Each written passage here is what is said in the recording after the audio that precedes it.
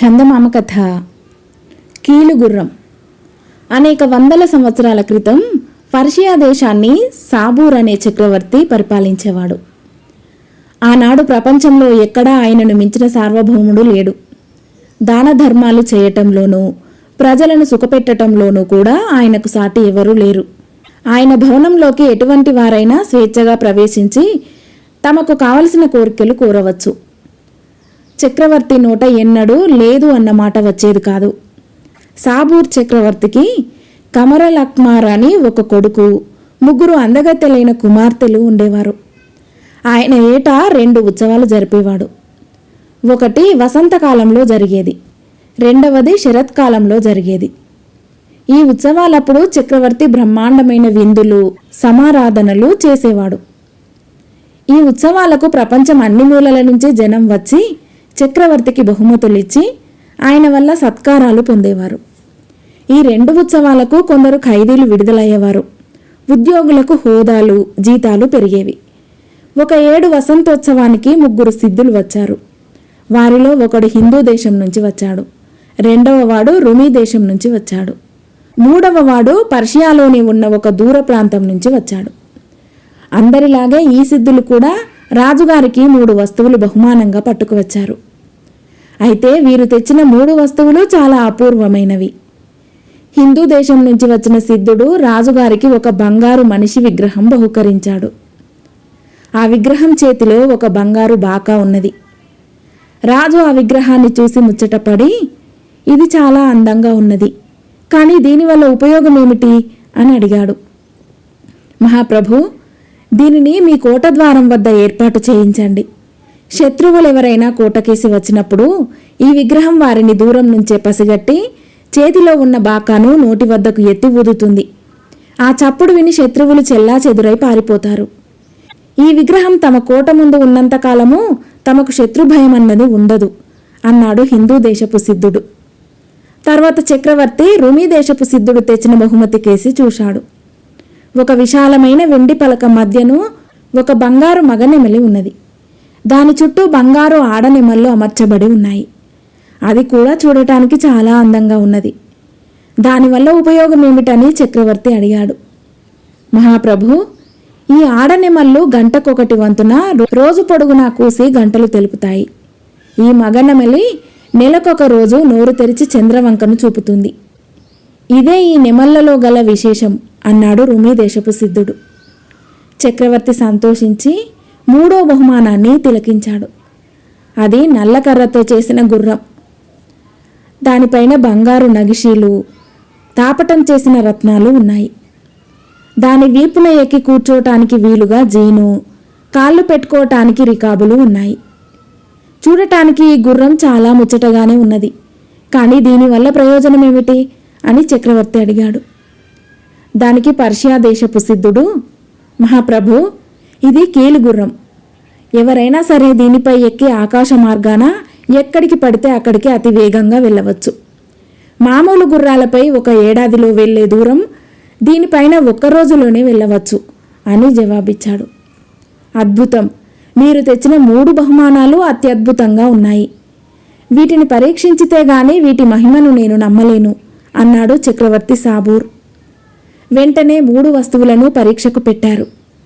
అవి పరీక్షలో నెగ్గాయి. బంగారు విగ్రహం కోటకేసి వచ్చే సైనికులను చూడగానే బాకా ఊది వారిని కంగారుపరిచింది.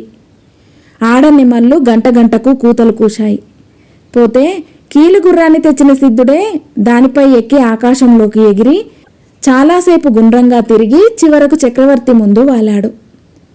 ఈ వింతలు చూసి చక్రవర్తి పొందిన ఆశ్చర్యం అంతా ఇంతా కాదు. ఆయన 3 సిద్ధులను పిలిచి, మీరు నాకు వెలలేని వస్తువులు తెచ్చి బహుమానంగా ఇచ్చారు. అందుకు ప్రతిఫలంగా మీరు కోరిన కోరికలు తీర్చటం నా విధి. కనుక నా వల్ల మీకు ఏమి కావాలో చెప్పండి. సంకోచించకుండా మీ కోరికలు ఏవైనా సరే నెరవేర్చుతాను అన్నాడు. వారు 3 రాజకుమార్తెలను వివాహం అడగోరారు. చక్రవర్తి సంకోచించక వెంటనే కాజీని పిలిపించి నిండు సభలో వివాహ పత్రాలు రాయించాడు. చక్రవర్తి తన పెద్ద కూతురుని హిందూ దేశపు సిద్ధుడికి, 2వ కుమార్తెను రుమీ దేశపు సిద్ధుడికి, 3వ కుమార్తెను పర్షియా దేశపు సిద్ధుడికి ఇచ్చి త్వరలోనే పెళ్లి చేసేటట్టుగా ఏర్పాటైంది. ఈ వివాహ పత్రాలు తయారు కావటమంతా రాజకుమార్తెలు పరదా వెనుక నుంచి చూస్తూనే ఉన్నారు. వారి ముగ్గురులోనూ చిన్న రాకుమారి తన అక్కల కన్నా కూడా ఎంతో గొప్ప అందగత్తె. ఆమె తనకు కాబోయే భర్తను చూడగానే దడుచుకున్నది. ఎందుచేతనంటే ఆమెకు భర్త కానున్న పర్షియా దేశపు సిద్ధుడు శతవృద్ధుడు. శరీరమంతా ముడతలు పడి కళ్ళు గుంటలు పడి చూడటానికే మహావికారంగా ఉన్నాడు.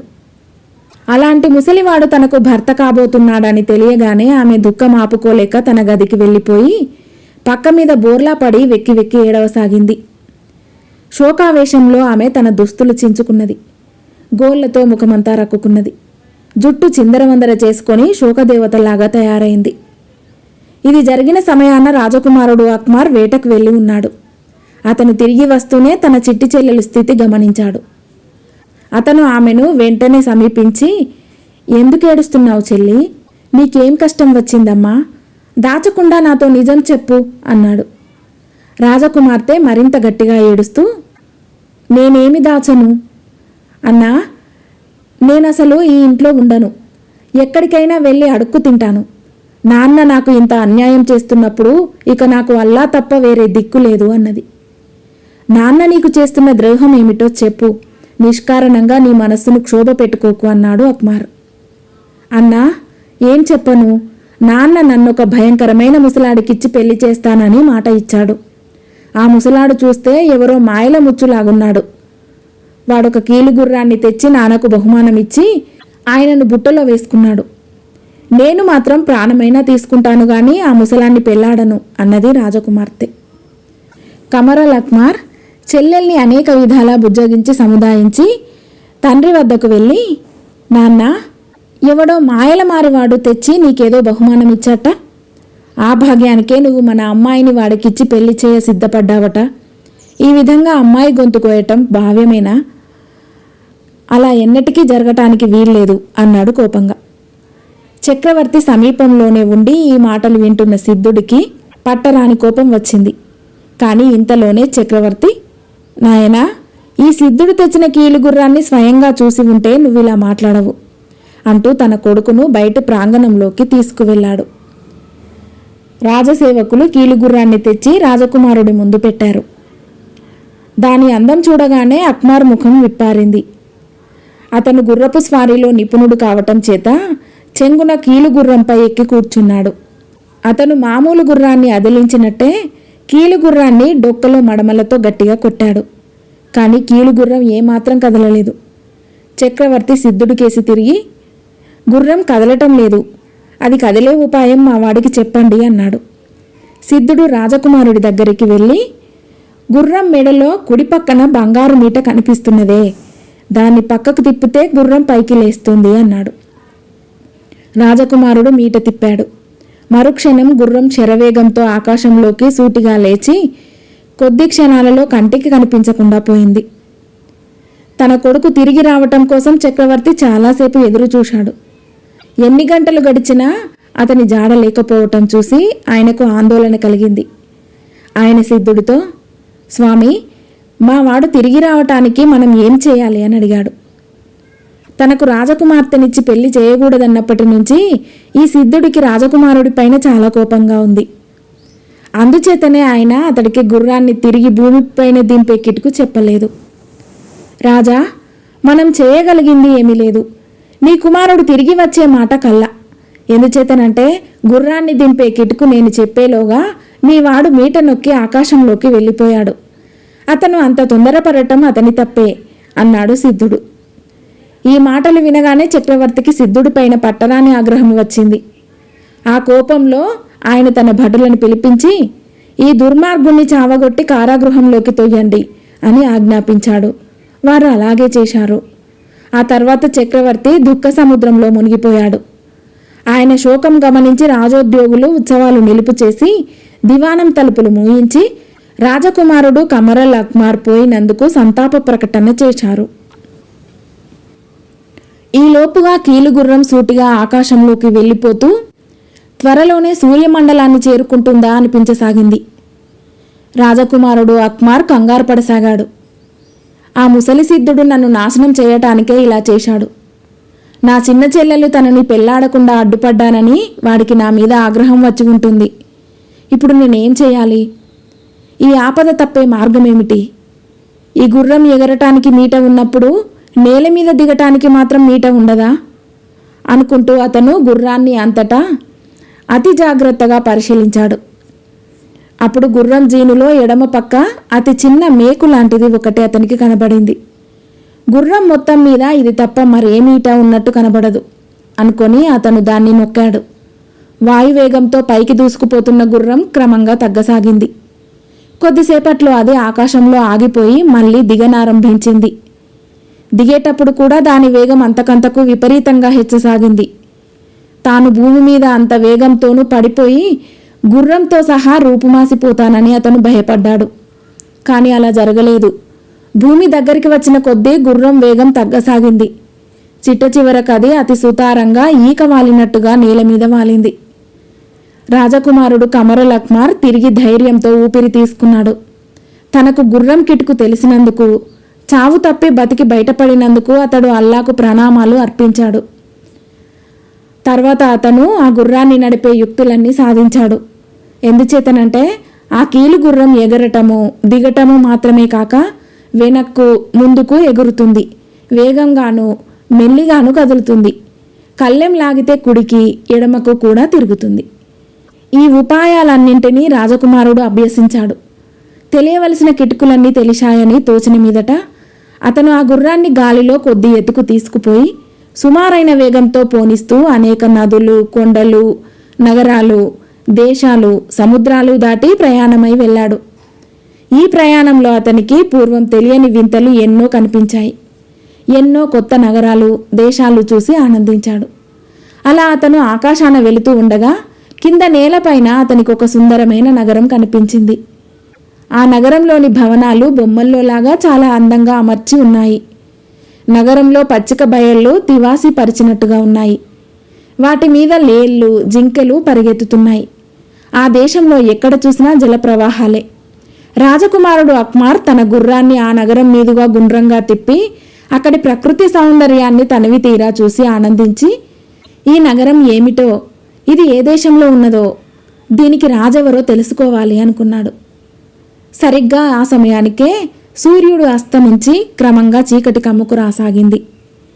ఈ రాత్రి ఈ నగరంలోనే గడుపుతాను.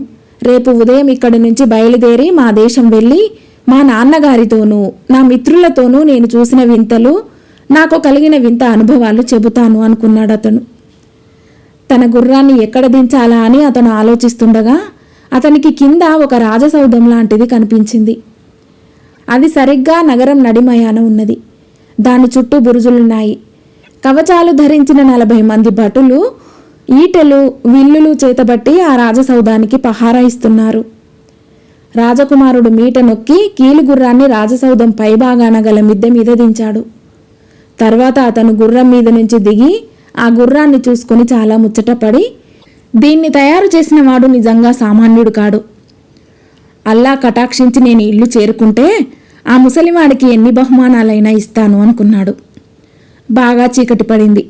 అయితే రాజభవనంలో జనసంచారం మాటు మనిగేదాకా రాజకుమారుడు ఆ మిద్దె మీద నుంచి యువతలికి రాలేదు.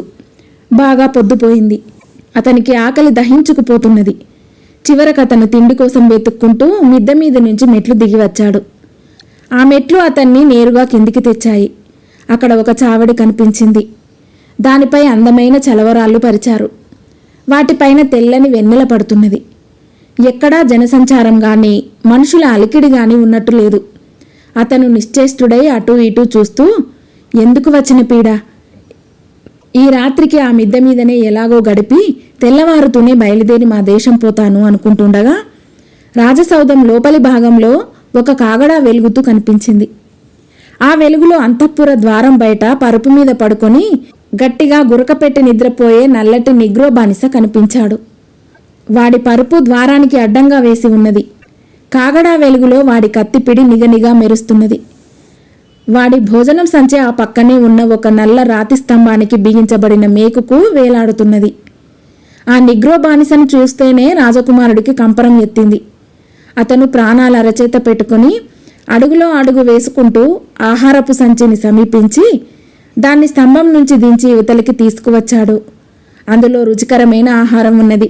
రాజకుమారుడు దాన్ని తిని చావడి మధ్య ఉన్న జలయంత్రం వద్ద నీరు తాగి ఆహారపు సంచిని తిరిగి స్తంభానికి తగిలించాడు. నిగ్రో బానిస ఇంకా గురకలు పెట్టి నిద్రపోతూనే ఉన్నాడు.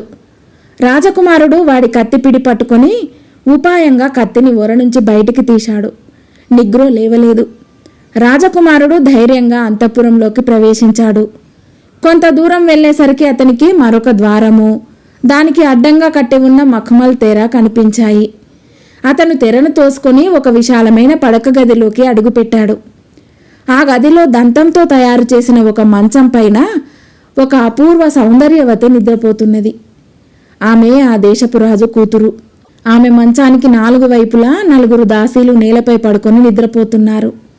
రాజకుమారుడు అక్మార్ రాజకుమార్తె సౌందర్యం చూసి విభ్రాంతి చెంది స్తంభంలాగా నిలబడిపోయాడు. అంతలోనే రాజకుమార్తె నిద్ర మేలుకొని కళ్ళు తెరిచి కొత్త మనిషిని చూసి భయపడటానికి మారుగా, ఎవరు నీవు అని ప్రశ్నించింది. అక్మార్ ఆమెను సమీపించుతూ, నిన్ను ప్రేమించి పెళ్లాడవచ్చిన వాణ్ణి అని ధైర్యంగా జవాబిచ్చాడు. నిన్ను లోపలికి ఎవరు రానిచ్చారు అని రాజకుమార్తె మళ్ళీ ప్రశ్నించింది. ఆమె పేరు షమ్స్ అల్ నహార్. అల్లా రానిచ్చాడు. నా అదృష్టం నన్నిక్కడికి తెచ్చింది అన్నాడు అక్మార్. నిన్న నన్ను పెళ్లాడటానికి హిందూ దేశం నుంచి ఒక రాజకుమారుడు వచ్చాడట. కొంపతీసి అది నువ్వేనా? ఆయన అందంగా లేనందున మా నాన్నగారు పెళ్లికి ఒప్పుకోలేదు. నువ్వు అందంగానే ఉన్నావే అన్నది రాజకుమారి నహార్. ఈ మాట విని రాజకుమారుడు చాలా ఆనందం పొందాడు. అతను జవాబు చెప్పేలోపుగా రాజకుమారి చెలికత్తెలు 4 మేల్కొని కొత్తవాణ్ణి చూసి ఎంతో కంగారు పడుతూ, అమ్మగారు ఎవరి మనిషి అని అడిగారు. నాకు తెలీదు. కళ్ళు తెరిచేసరికి ఎదుట ప్రత్యక్షమయ్యాడు. నిన్న నన్ను పెళ్లాడతానని వచ్చిన రాజకుమారుడేమో అన్నది నహార్. కాదు కాదు, ఆ మనిషి వికారంగా ఉన్నాడు, మేము చూశాము అంటూ దాసీలు నిగ్రోవాన్ని నిద్రలేపి, ఏమిరా ఇదే నా అంతఃపురాన్ని నువ్వు కాపలా కాసే పద్ధతి? ఈ మనిషిని లోపలికి రాణిస్తావా అని తిట్టారు. నిగ్రో బానిస కంగారుతో కత్తి దూయబోయి తన ఒర ఖాళీగా ఉన్న సంగతి తెలుసుకున్నాడు.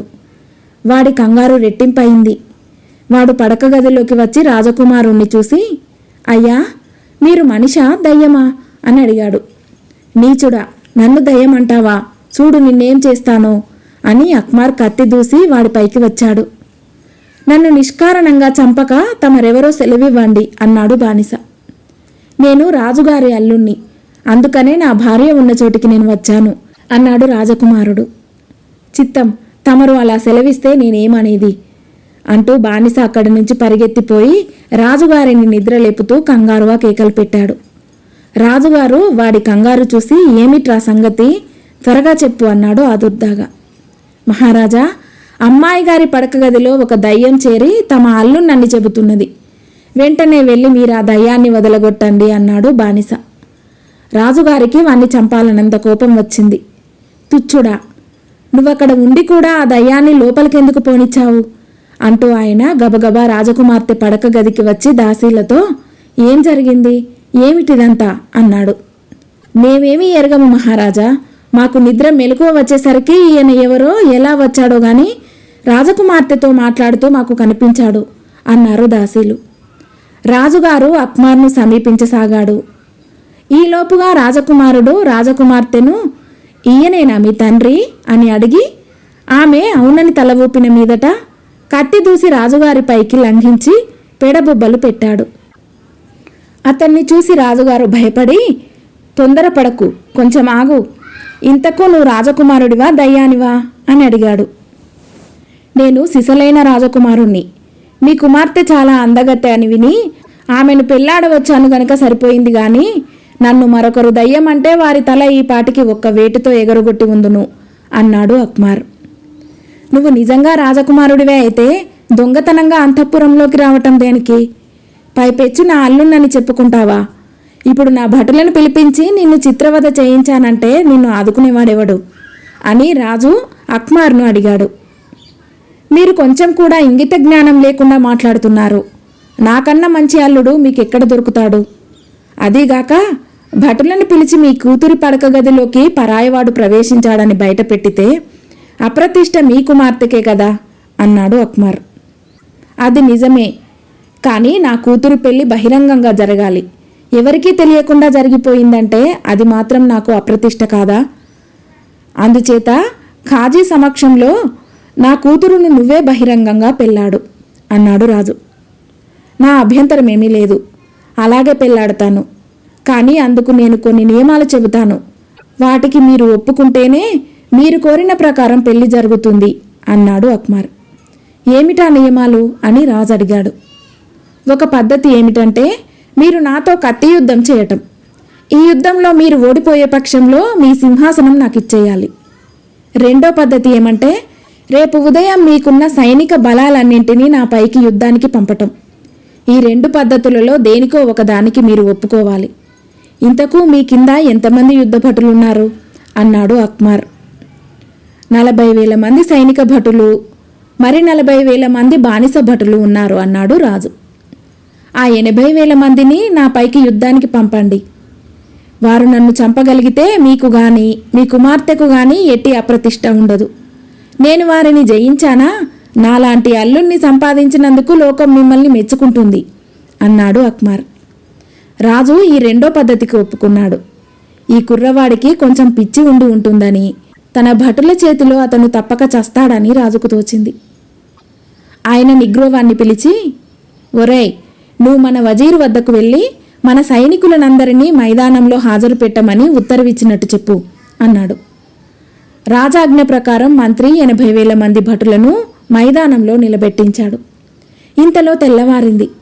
యుద్ధం చేయటానికి అక్మార్కు ఒక గుర్రం కావాలి గనుక రాజుగారు తన నౌకర్లను పిలిచి, మన అశ్వాలలో ఉన్న గుర్రాలన్నిటిలోకి మంచి గుర్రంగా చూసి దాన్ని వెంటనే యుద్ధానికి యత్నం చేసి ఇక్కడికి పట్టుకురండి అన్నాడు. ఈ మాటలు విని అక్మర్, మహారాజా, ఇక్కడికి నన్ను తెచ్చిన గుర్రం ఉన్నది, నాకు వేరే గుర్రం అవసరం లేదు అన్నాడు. సరే, నీ ఇష్టం అంటూ రాజుగారు అక్మార్ను వెంటబెట్టుకుని మైదానం వద్దకు బయలుదేరాడు. అక్కడ సైనికులు యుద్ధ సన్నద్ధులై బారులు తీరి నిలబడి ఉన్నారు. వారితో రాజుగారు ఇలా అన్నారు. సైనికులారా, ఈ యువకుడు నా కుమార్తెను వివాహం చేసుకుంటానని వచ్చాడు. తాను చాలా పరాక్రమవంతున్నని, మిమ్మల్ని అందరినీ ఒంటరిగా జయించగలనని అంటున్నాడు. ఇది నిజమైతే సంతోషించదగిన మాటే గాని అబద్ధమైన పక్షంలో ఇంతకంటే దుస్సాహసం మరొకటి ఉండదు. అందుచేత ఇతను మీ పైకి వచ్చినప్పుడు మీరు దయాదాక్షిణ్యాలు లేకుండా ఇతనితో యుద్ధం చేయండి. తర్వాత రాజుగారు అక్మార్ కేసి తిరిగి, ఇక యుద్ధం ప్రారంభించవచ్చు అన్నాడు. ఇది చాలా అన్యాయం. కాళ్లపై నిలబడి ఉన్న నేను ఇంతమందితో ఎలా పోరాడగలను అన్నాడు అక్మార్. మరి నేను గుర్రాన్ని ఇస్తానంటే ఎందుకు వద్దన్నావు? ఇప్పటికైనా మించిపోయింది లేదు. గుర్రాన్ని సిద్ధం చేయించమంటావా అన్నాడు రాజు. నేనెక్కి వచ్చిన గుర్రం ఉన్నది మహారాజా, నాకు వేరే గుర్రం అవసరం లేదు అన్నాడు అక్మార్. ఆ సంగతి లోగడే చెప్పావు. ఇంతకు ఆ గుర్రం ఎక్కడ ఉన్నది అన్నాడు రాజు. అది మీ భవనం మిద్దెపైనే ఉన్నది అన్నాడు అక్మార్. మిద్దెపైననా అన్నాడు రాజు ఆశ్చర్యంతో. ఈ కుర్రవాడికి మతి సరిగ్గా లేదన్న అనుమానం మరొకసారి ఆయనలో తల ఎత్తింది. గుర్రం మిద్దెపైన ఎలా ఉంటుంది? అయినా చూస్తాం అంటూ ఆయన తన సేనానాయకుని దగ్గరికి పిలిచి, రాజభవనం పైన మిద్దె మీద ఏమున్నదో చూసి వెంటనే ఇక్కడ ఉన్నట్టు తిరిగిరా, అక్కడ ఏమైనా కనిపిస్తే దాన్ని వెంట పట్టుకురా అన్నాడు. అక్కడ చేరిన ప్రజలు తమలో తాము, గుర్రం ఎక్కడైనా మెట్లెక్కి మిద్దె మీదికి పోవటం ఉందా? ఏమిటి ఆశ్చర్యం అని గుసగుసలాడారు. సేనానాయకుడు మిద్దె ఎక్కేసరికి అక్కడ ఆయనకు ఎంతో అందమైన గుర్రం కనిపించింది. అంత అందమైన గుర్రాన్ని ఆయన ఎప్పుడూ చూసి ఉండలేదు. కానీ ఆయన దానిని సమీపించి చూస్తే అది చండ్రకొయ్యతోనూ దంతంతోనూ చేసినదని తెలిసింది. ఇది చూసి ఆయన వెంట వచ్చిన భటులు విరగబడి నవ్వారు. ఈ గుర్రంతోనా వాడు యుద్ధం చేసేది? వెర్రివాడులాగున్నాడే అన్నాడు ఒకడు. ఇందులో ఏదైనా తంత్రం ఉందేమో, ఎవరు చూశారు అన్నాడు మరొకడు. భటులు ఆ గుర్రాన్ని ఎత్తుకుని మైదానానికి తీసుకువచ్చి రాజుగారి ఎదుట ఉంచారు. వెంటనే దాని చుట్టూ జనం మూగి వింతగా చూడసాగారు. రాజుగారు ఆశ్చర్యంతో అక్మార్ కేసి తిరిగి, ఇదే నాని గుర్రం అని అడిగాడు. అక్మార్ అవునని తల ఊపాడు. అలాగా అయితే దాని మీద ఎక్కి యుద్ధానికి కదులు అన్నాడు రాజు. ఈ జనాన్ని దూరంగా వెళ్ళమనండి. ఆ తర్వాత నేను దాన్ని ఎక్కి మీ బలాలన్నింటినీ క్షణంలో చెల్లాచెదురు చేస్తాను అన్నాడు అక్మర్. నువ్వు వారిని సంహరించటానికి ఏమాత్రమూ సంకోచించవద్దు, ఎందుకంటే వాళ్ళు నిన్ను చంపటానికి పూర్తిగా సంసిద్ధులై ఉన్నారు అన్నాడు రాజు. జనం దూరం వెళ్ళగానే అక్మర్ గుర్రం మీద ఎక్కి కూర్చొని మీట నొక్కాడు. అందరూ నిశ్చేష్టులై చూస్తూ ఉండగా గుర్రం గాలిలోకి లేచి అంతకంతకు హెచ్చే వేగంతో ఆకాశంలోకి ఎగిరిపోయింది. రాజుగారు తన భటులతో వాణ్ణి పట్టుకోండి పట్టుకోండి అన్నాడు. కానీ ఎగిరిపోయేవాణ్ణి ఎవరు మాత్రం ఎలా పట్టుకుంటారు? మహారాజా, వాడు మనిషి కాదు, దయ్యమో భూతమో మాంత్రికుడో అయి ఉండాలి. అందుకే మన కళ్ళల్లో దుమ్ము కొట్టి తప్పించుకుపోయాడు అన్నారు రాజుగారి అనుచరులు. వాడి పీడ వదిలినందుకు రాజుగారు సంతోషించాడు. ఆయన తన భవనానికి తిరిగి వెళ్ళి తన కుమార్తెతో మైదానం మీద జరిగిన సంగతులన్నీ వివరంగా చెప్పాడు.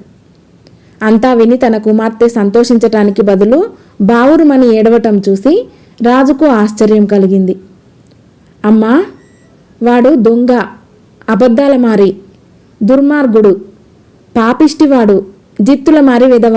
వాడు వదిలినందుకు అల్లాకు కృతజ్ఞత చెప్పుకోవాలి గాని ఎక్కడైనా ఏడుస్తారా అన్నాడు రాజు.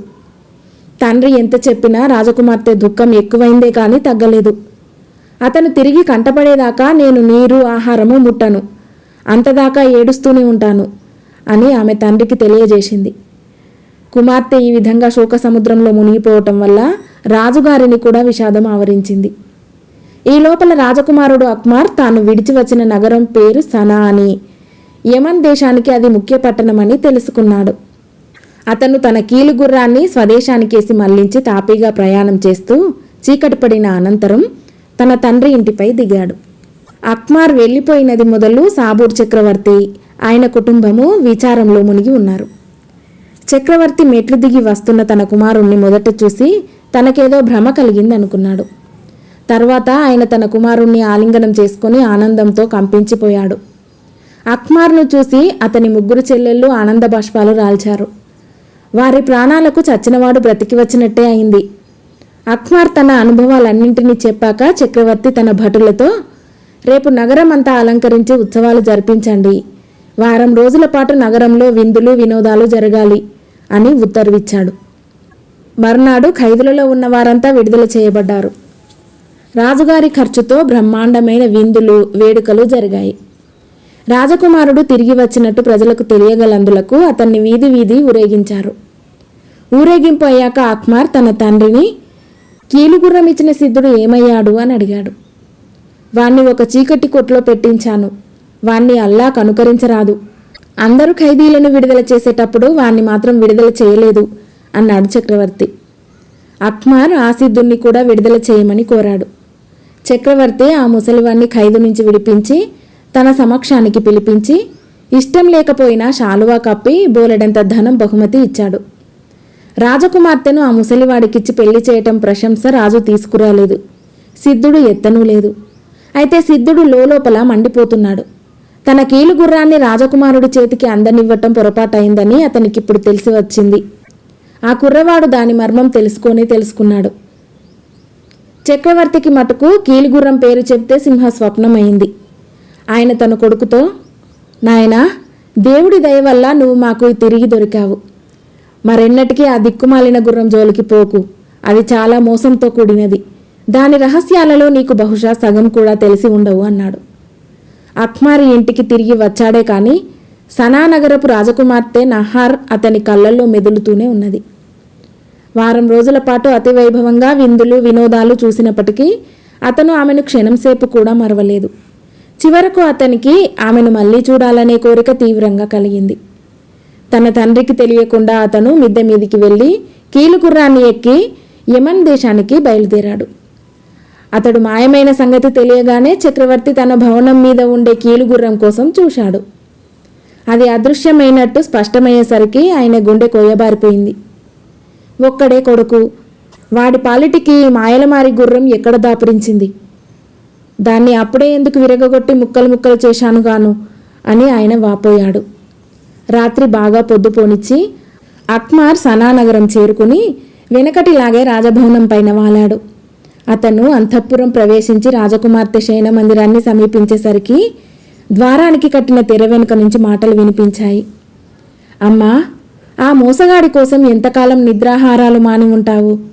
నీకోసం అతను ఏడుస్తుంటే పోనీ అనుకోవచ్చు. అదేమీ లేనప్పుడు నువ్వు ఒక్కతవే ఎందుకిలా ఏడవాలి? మా మాట విని భోజనం చెయ్యి, కులాసాగా ఉండు అని చెలికత్తెలు రాజకుమార్తెకు బోధ చేస్తున్నారు. మీరు చెప్పేదంతా అబద్ధం. అతను నన్ను ఒక్క క్షణం కూడా మర్చిపోలేడు. నా ప్రేమ ఎలాంటిదో అతని ప్రేమ అలాంటిదే అని రాజకుమార్తె కుళ్ళి కుళ్ళి ఏడుస్తున్నది.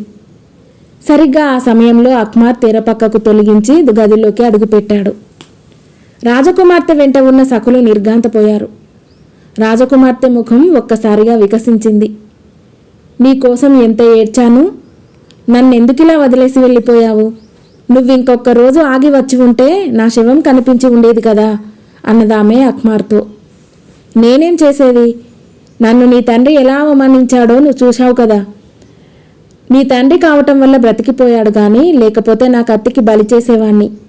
ఆఖరిగా ఉంది, భోజనం తెప్పించు అన్నాడు అక్మార్.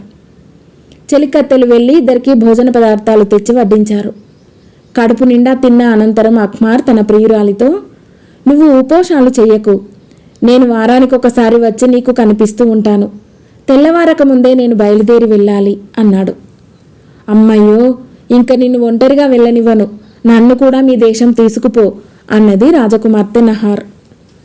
నా కోసం మీ దేశాన్ని తల్లిదండ్రులను వదిలి ఉండగలవా అన్నాడు అక్మార్. అదంతా నాకొక లెక్క కాదు, నీకోసం అన్నీ వదిలేస్తాను అన్నది రాజకుమార్తె. తెల్లవారబోయే సమయంలో అతడు మిద్దె మీదికి వెళ్ళాడు. రాజకుమార్తె తనకున్న ఖరీదైన దుస్తులు సమస్త ఆభరణాలు ధరించి చెలికత్తెలతో సహా అతని వెంట మిద్దె మీదికి వెళ్ళింది. అక్మార్ కీలుగుర్రం మీద ఎక్కి కూర్చొని తన వెనుక రాజకుమార్తెను ఎక్కించుకొని తన నడుముకు ఆమె నడుముకు కలిపి ఒక కోక చుట్టేశాడు. తర్వాత అతడు మీట నొక్కగానే గుర్రం గాలిలోకి లేచింది. అంతవరకు కిక్కురు మనకుండా ఉన్న రాజకుమార్తె పరిచారికలు కీలుగుర్రం రాజకుమార్తెతో గాలిలోకి లేవగానే గట్టిగా ఆర్ధనాదాలు చేశారు. ఆ కేకలు విని రాణి, రాజు మిద్దె మీదికి పరిగెత్తుకుంటూ వచ్చారు. రాజు అక్మార్తో, నాయనా, నా పైన దయ చూపించు, మా కుమార్తెను మా నుంచి వేరు చేయకు అని ఆక్రోశిస్తూ అన్నాడు. అక్మార్ రాజకుమార్తెతో, ఏమంటావు? నీ తల్లిదండ్రులు నీకోసం ఘోషిస్తున్నారు, వెనక్కు తిరిగిపోతావేమిటి అన్నాడు. నువ్వుంటే నాకు వాళ్లే కాదు ఇంకేమీ అవసరం లేదు అన్నది రాజకుమార్తె. ఈ సమాధానం విని రాజకుమారుడికి పరమానందమైంది. అతను సెలయేళ్ళు, పచ్చిక బయళ్ళు గల్ల చోట నేలపై దిగి విశ్రాంతి తీసుకుంటూ ప్రయాణం చేసి మర్నాడు తెల్లవారేసరికి తన నగరం చేరాడు. కానీ అతడు కీలుగుర్రాన్ని నేరుగా ఇంటికి తీసుకుపోక నగరం వెలుపల ఉండే రాజోద్యానంలో దింపాడు. తన కాబోయే భార్యను నగరంలోకి ఊరేగింపుతో తీసుకుపోవాలని అతని ఉద్దేశం. ఉద్యానం నడి మధ్యను ఒక చక్కటి మండపం ఉన్నది. అక్మార్ తన ప్రియురాలిని ఆ మండపంలోకి తెచ్చి కూర్చోబెట్టాడు. నేనిప్పుడు మా ఇంటికి వెళ్ళి నువ్వు వచ్చినట్టు మా తండ్రితో చెబుతాను. కీలుగుర్రాన్ని ఇక్కడే వదిలిపోతున్నాను, దాన్ని కాస్త జాగ్రత్తగా చూస్తూ ఉండు. నీకోసం కబురు వచ్చినప్పుడు నువ్వు నీ సొంత భవనంలోకి వచ్చేద్దువు గాని అని చెప్పాడు. తర్వాత అతడు మామూలు గుర్రం ఒకటి ఎక్కి తన ఇంటికి వెళ్ళిపోయాడు.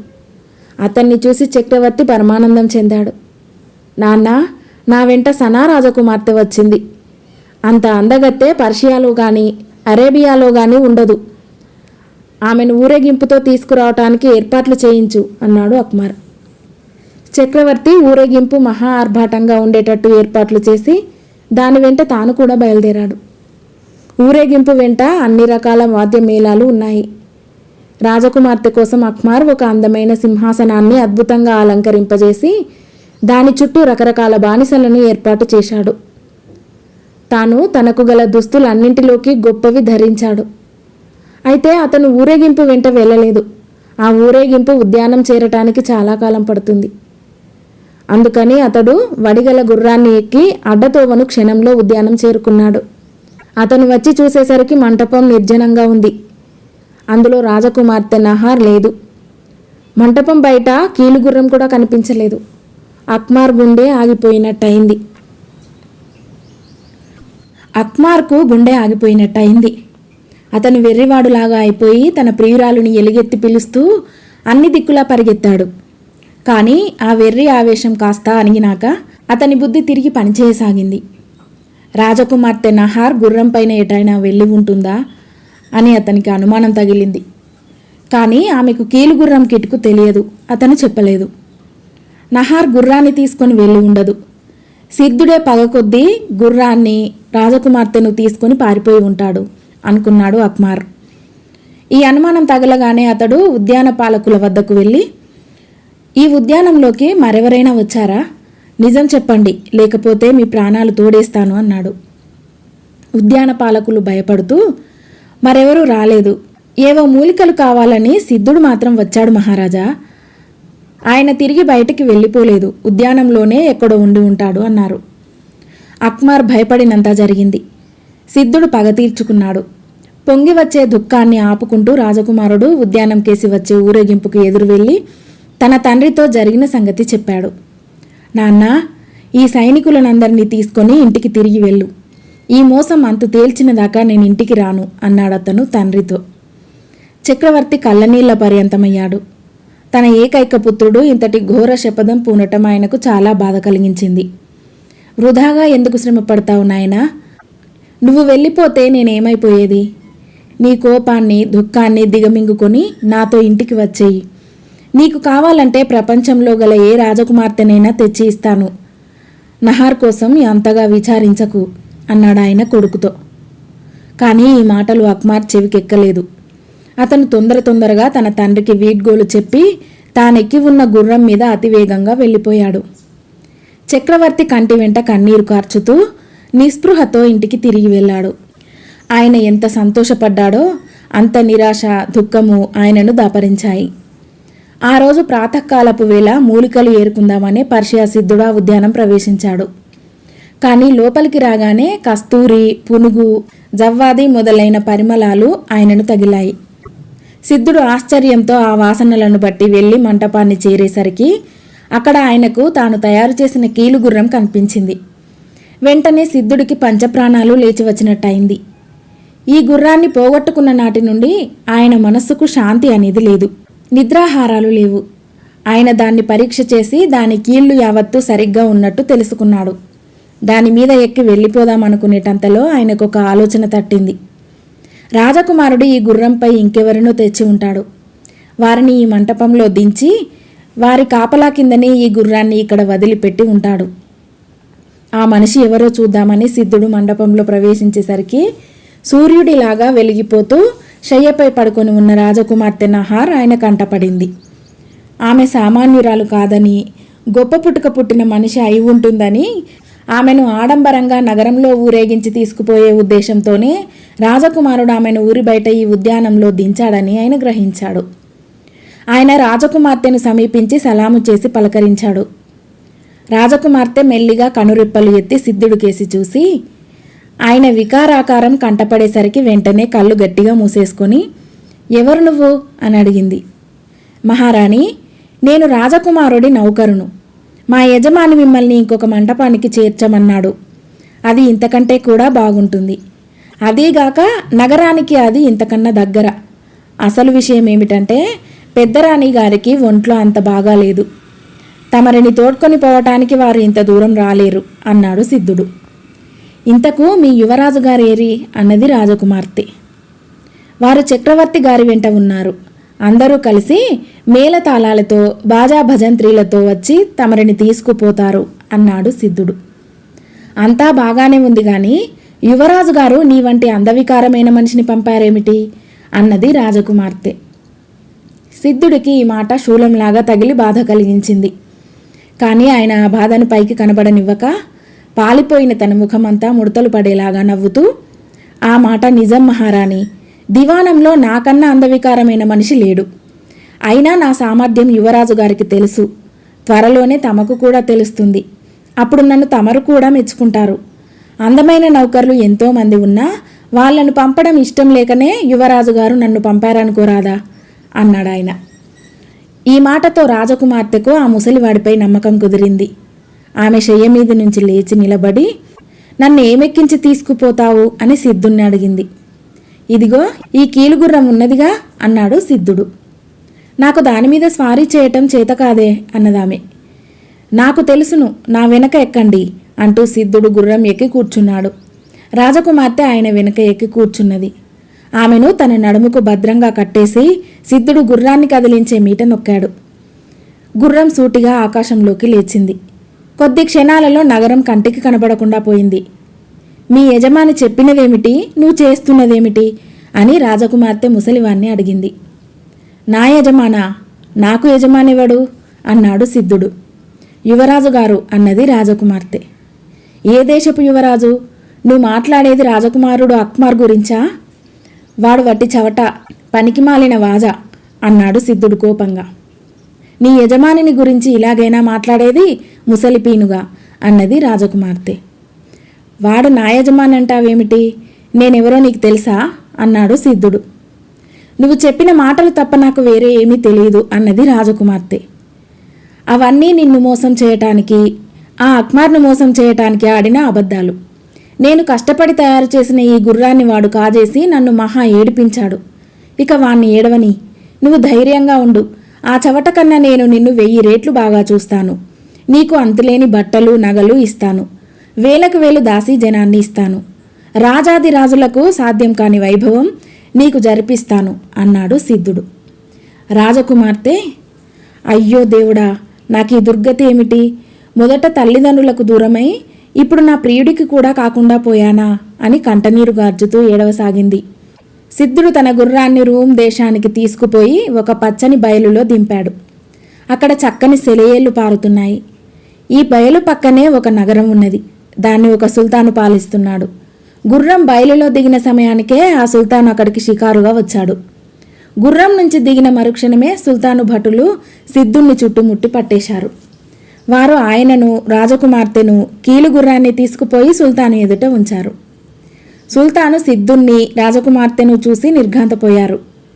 ఒకే కంటితో లోకంలో కల్లా అందవికారమైన మగవాణ్ణి, అందగత్తె అయిన ఆడదాన్ని చూసినట్టు సుల్తాన్కు తోచింది. ఏమమ్మా, కాకి ముక్కుకు దొండపండు కట్టినట్టు నిన్ను ఈ ముసలి ముచ్చుకు ఎలా ముడిపెట్టారు అన్నాడు సుల్తాను రాజకుమార్తెతో. ఈమె నా బంధువురాలేనండి, మాకు చాలా కాలం కిందటే వివాహమైంది అన్నాడు సిద్ధుడు రాజకుమార్తె జవాబు చెప్పేలోగా. అన్నీ వట్టిది బాబు, ఈ ముసలి పీనుగు ఎవడో నేను అసలు ఎరగను. వీడు మంత్రగాడు, నన్ను మోసగించి బలాత్కారంగా తెచ్చాడు అని రాజకుమార్తె నిజం చెప్పేసింది. ఈ మాటలు విని రూమ్ సుల్తాను ముసలివాణ్ణి కొట్టమని భటులకు ఉత్తర్విచ్చాడు. వాళ్ళు సిద్ధుణ్ణి కసితీరా కొట్టేసరికి సిద్ధుడు చచ్చినంత పనైంది. తర్వాత సుల్తాను సిద్ధుణ్ణి, రాజకుమార్తెను, కీలుగుర్రాన్ని నగరానికి వెంటబెట్టుకుపోయి సిద్ధుణ్ణి ఒక చీకటి కొట్టులో తోయించి గుర్రాన్ని, రాజకుమార్తెను తన ఇంటికి తీసుకుపోయారు. ఆ కీలుగుర్రంలో ఉండే విశేషం మటుకు సుల్తానుకు ఏమీ తెలియదు. ఈ లోపల రాజకుమారుడు అక్మార్ గుర్రం మీద తన ప్రియురాలుని వెతుకుతూ బయలుదేరి ఒక్కొక్క నగరమే చేరి అక్కడి వారిని, మీరీ నగరంలో ఒక కీలుగుర్రాన్ని చూశారా అంటూ దాని శక్తులను వర్ణించసాగాడు. అతని ప్రశ్న విన్నవారు ఒక్కరు కూడా అతని మాటలు నమ్మలేదు. పైపెచ్చు అతనికి మతి చెడిందని కూడా అనుమానపడ్డారు. రాజకుమారుడు ఇలా చాలా రోజులు ప్రయాణం చేసి సనానగరం చేరి అక్కడి ప్రజలను కూడా అదే విధంగా ప్రశ్నించాడు. సనానగర వాసులు రాజకుమార్తె జాడగాని, కీలుగుర్రం జాడగాని తెలియకపోవటం అటుంచి రాజు రాణి తమ కుమార్తె కోసం బెంగపడి విచార సముద్రంలో మునిగి ఉన్నారని అతనికి తెలియవచ్చింది. అక్మార్ ఇక అక్కడ నిలవక ముందుకు సాగి మరికొంతకాలానికి మరొక నగరం చేరాడు. అక్కడ అతను దిగిన బసలోనే కొందరు వర్తకులు కూడా దిగారు. వారంతా కబుర్లు చెప్పుకునే సందర్భంలో ఒకడు, అయ్యా, ఈ మధ్య నేను రూమ్ నగరం వెళ్ళినప్పుడు అక్కడ ఒక వింత విషయం విన్నాను. ఒకనాడు అక్కడి సుల్తాన్ గారు వేటకు వెళితే ఆయనకు ఒక వికారాకారుడైన ముసలివాడు, భూలోక రంభ లాంటి యువతి తటస్థపడ్డారట. అంతకన్నా చిత్రం ఏమిటంటే వారి వెంట చండ్రకోయతో చేసిన గుర్రం ఉన్నది అంటూ చెప్పుకుపోయాడు. ఆ కథ వింటున్న అక్మార్కు తాను వెతకబోయిన తీగ కాలికి తగిలినట్టు అయింది. అతను వెంటనే రూమ్ నగరం ఎటువైపుగా ఉన్నది, అక్కడికి ఎంత దూరంలో ఉన్నది ఆరా తీసి జాగు చేయకుండా అక్కడికి ప్రయాణమయ్యాడు. అతను నగరం ప్రవేశించేటప్పుడు నగర ద్వారపాలకులు అతనిని పట్టుకొని సుల్తాను ప్రశ్నించటానికి గాను నిలిపారు. నగరానికి వచ్చే పరదేశీయులను సుల్తాను ప్రశ్నించటం ఆ నగరపు ఆచారం. అయితే ఆ రోజు అప్పటికే చాలా పొద్దుపోయి ఉండటం చేత సుల్తాన్ గారి దర్శనం మర్నాడు ఉదయానికి గాని దొరకదు. అందుచేత వారు అక్మార్ను ఆ రాత్రి ఖైదులో ఉంచటానికి తీసుకుపోయారు. అయితే ఏ అపరాధము చేయని ఆ యువకుణ్ణి తెల్లవార్లు ఖైదులో ఉంచటం వారికే బాధ అనిపించింది. వారు అతన్ని తమతో పాటు భోజనం చేయమని ఆహ్వానించి భోజనాలయ్యాక తమలో తాము కబుర్లు చెప్పుకోసాగారు. మధ్యలో ద్వారపాలకులలో ఒకడు రాజకుమారుడి కేసి తిరిగి, "నువ్వు ఏ దేశం నుంచి వస్తున్నావు బాబు?" అని అడిగాడు. "మాది పర్షియా" అన్నాడు అక్మార్. ఈ మాట విని అందరూ నవ్వారు. "మీ దేశం వాడే ఒకడు చీకటి కొట్లో ఉన్నాడు. అబ్బా, వాడు ఏం బడాయిలు చెబుతాడని అంత అబద్ధాలాడేవాణ్ణి ఎక్కడా చూడలేదు. నువ్వు కూడా అలాంటి వాడివి కావు కదా. పైపెచ్చు వాడు ఎంత వికారంగా ఉంటాడో చెప్పటానికి లేదు" అన్నాడు ఒకడు. "వాడేమి అబద్ధాలు చెప్పాడేం?" అని అక్మార్ అడిగాడు. "ఒకటేమిటి, వాడు సిద్ధుడట, వైద్యం చేస్తాట. మా సుల్తాన్ గారు ఒకనాడు షికారు వెళితే వారికి దారిలో ఈ ముసలివాడు, ఒక అప్సరస లాంటి అమ్మాయి, ఒక అద్భుతమైన కొయ్యగుర్రము దొరికాయి. ఆ అమ్మాయి ఎంత అందంగా ఉంటుందో చెప్పటానికి లేదు. మా సుల్తాన్ గారు ఆమెను పెళ్లాడదామని కూడా అనుకున్నారు. కానీ అంతలోనే ఆ బిల్లకు పిచ్చెత్తిపోయింది. ముసలాడు నిజంగా వైద్యం తెలిసిన వాడైతే ఆమెకు పిచ్చి నయం చేయరాదు. అది వాడి తరమా. సుల్తాన్ గారు ఎంతోమంది హేమాహేమీల చేత చికిత్స చేయించారు, ఎంతో డబ్బు ఖర్చు చేశారు. కానీ ఆ పిచ్చి నయం కాకుండా ఉంది" అన్నారు వాళ్ళు. ఇంతవరకు వ్యవహారం సవ్యంగానే నడిచింది. ఇప్పుడు నేనేం చేయాలి అని రాజకుమారుడు అక్మార్ తనలో తాను వితర్కించుకున్నాడు. పడుకునే వేళ అయ్యేసరికి కాపలా వాళ్ళు రాజకుమారుణ్ణి ఖైదులో ఒక గదిలో పెట్టి దానికి జాగ్రత్తగా తాళం వేసి తమ దారిన తాము వెళ్ళి పడుకున్నారు. అక్మార్కు నిద్ర పట్టలేదు. చీకటి కొట్టులో బంధించి ఉన్న సిద్ధుడు మూలుగుతూ తనలో తాను పర్షియా దేశపు భాషలో మాట్లాడుకుంటూ ఉండటం అతనికి వినపడింది. "ఎంత దౌర్భాగ్యుణ్ణి! నేను వేసిన పాచిక ఒక్కటి పారకపాయనే, చెయ్యి చిక్కిన పిట్ట దక్కకపాయనే" అని ముసలివాడు వాపోతున్నాడు. అక్మార్ సిద్ధుణ్ణి గుర్తించి, "అదృష్టహీనుడివి నువ్వు ఒక్కడివేననుకున్నావా? ఎందుకా ఏడుపు?" అన్నాడు తమ భాషలో. ఈ మాటలు విని సిద్ధుడికి ప్రాణం లేచి వచ్చినట్టయింది. ఆ మాట్లాడినది అక్మార్ అని వాడు గ్రహించలేదు. అందుచేత తాను వేసిన ఎత్తు, అది విఫలమైన విధము అతనికి సిద్ధుడు పూసగుచ్చినట్టు చెప్పాడు. తెల్లవార్లు ఆ ఇద్దరూ ఆప్త స్నేహితులులాగా సంభాషించుకున్నారు. మర్నాడు తెల్లవారి రాజభటులు అక్మార్ను ఖైదు నుంచి విడిపించి తీసుకుపోయి సుల్తాన్ ఎదుట హాజరు పెట్టారు. అతను పరదేశీ అని, కిందటి సాయంకాలం పొద్దుపోయి నగరానికి రావటం వల్ల సుల్తాన్ గారి ఎదుటికి తీసుకువచ్చే అవకాశం లేకపోయిందని వారు చెప్పారు. "మీది ఏ దేశం? నీ పేరేమిటి? మా రాజ్యానికి ఏం పని మీద వచ్చావు?" అని సుల్తాను అక్మార్ను అడిగాడు. "నా పేరు హర్జా. మాది పర్షియా దేశం. నేను మానసిక వ్యాధులకు చికిత్స చేస్తూ దేశ సంచారం చేస్తున్నాను. పెద్ద పెద్ద తలపాగాలు చుట్టి పంచాంగాలు చూసి వైద్యం చేసే పద్ధతి నాకు సరిపడదు. నేను మంత్రాలు జపించను" అని అక్మార్ జవాబు చెప్పాడు.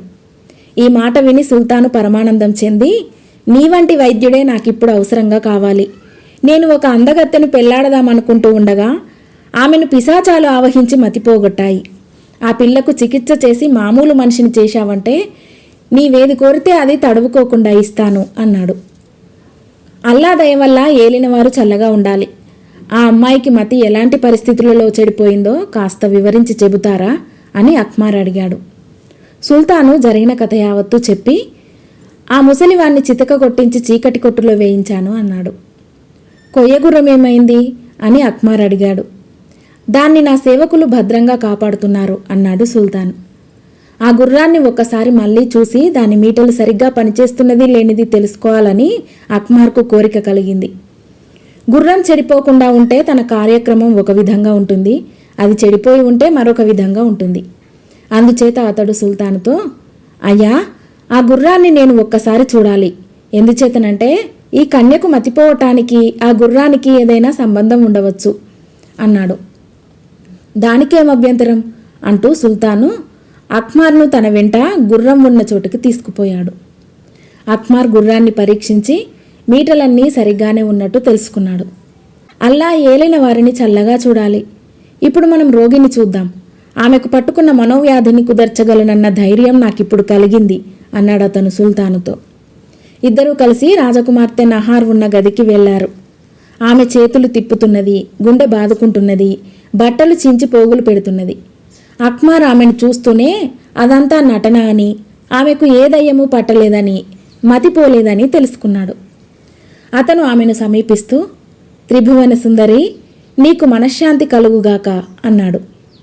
ఈ మాటలు వింటూనే రాజకుమార్తె తన ప్రియుడికేసి చూసి గుర్తించింది.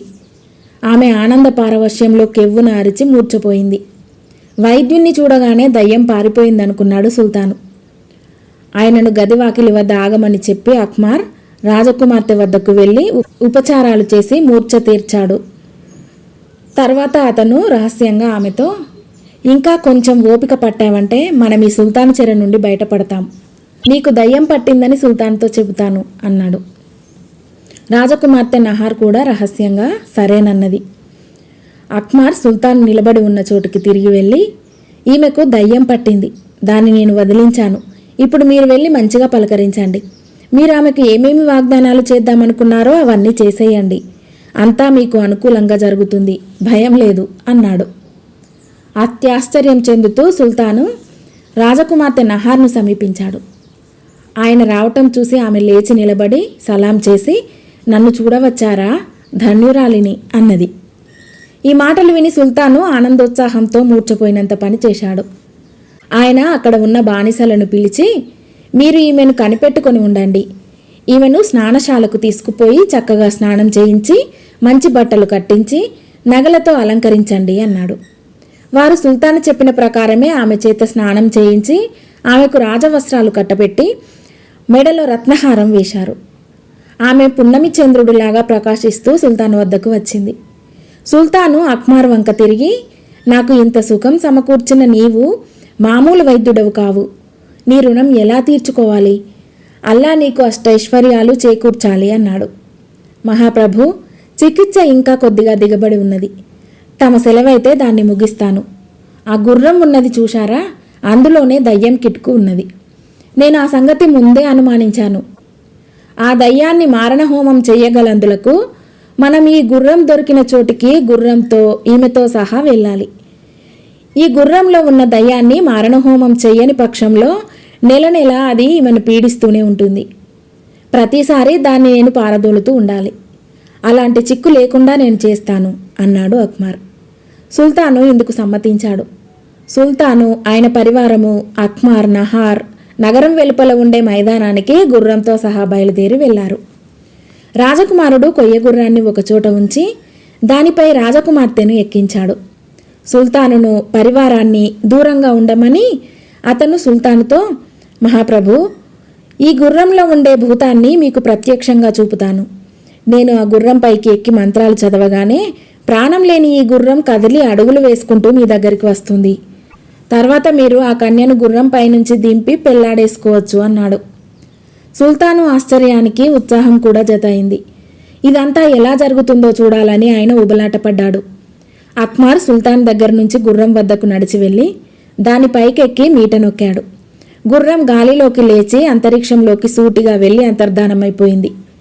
కానీ అంతటితో తన ఆట కట్టిందని సుల్తానుకు అర్థం కాక ఆయన ఆ పూట అంతా ఆ మైదానంలోనే ఉండి గుర్రం తిరిగి రావటం కోసం ఎదురు చూశాడు. తర్వాత ఆయన తన భవనానికి పోయి ఇంకా గుర్రం రాక కోసం ఎదురు చూస్తూనే ఉన్నాడు. తన ఆశ నిరాశ అని తెలిసిపోయాక ఆయన చీకటి కొట్టులో ఉన్న ముసలి సిద్ధుణ్ణి తన ఎదుటికి రప్పించి, ఓరి అధముడా, ఆ గుర్రంలో దయ్యం ఉన్న సంగతి ఎందుకు చెప్పావు కావు? ఆ పిల్లకు చికిత్స చేసిన వైద్యుణ్ణి, ఆ పిల్లను కూడా దయ్యం తీసుకొని ఆకాశంలోకి వెళ్ళిపోయింది. పాపం వాళ్ళేమవుతారో. అదీగాక ఆ పిల్లకు నేను బోలెడని నగలు పెట్టాను, అవన్నీ పోయాయి. అందుచేత నీ తల తీయించేస్తాను అన్నాడు. ఆయన చెయ్యి ఊపగానే భటుడొకడు కత్తి ఎత్తి సిద్ధుడి తల తెగవేశాడు. ఈ లోపల రాజకుమారుడు అక్మార్ తన ప్రియురాలితో సహా క్షేమంగా తన ఊరు చేరుకున్నాడు. అతను ఈసారి వనంలో విడిది చేసే ప్రమేయం పెట్టుకోక గుర్రాన్ని నేరుగా తమ భవనం పైన గల మిద్దె మీద దించాడు. అతను కిందికి దిగి వెళ్లేసరికి అతని తల్లిదండ్రులు, ముగ్గురు చెల్లెళ్ళు ఎంతో విచారంగా కూర్చుని ఉన్నారు. అతన్ని చూడగానే వారికి ప్రాణాలు లేచి వచ్చినట్టయింది. రాజకుమారుడు అక్మార్కు, సనా రాజకుమార్తె నహార్కు వైభవంగా వివాహం జరిగింది. ఊరేగింపులు, ఉత్సవాలు, విందులు, వినోదాలు ఒక నెల పాటు సాగాయి. అక్బర్ జరిగిన కథ యావత్తు ఉత్తరం రాసి ఒక దూత ద్వారా తన మామగారికి అందజేస్తూ ఆయనకు అంతులేని కట్న కానుకలు కూడా పంపాడు.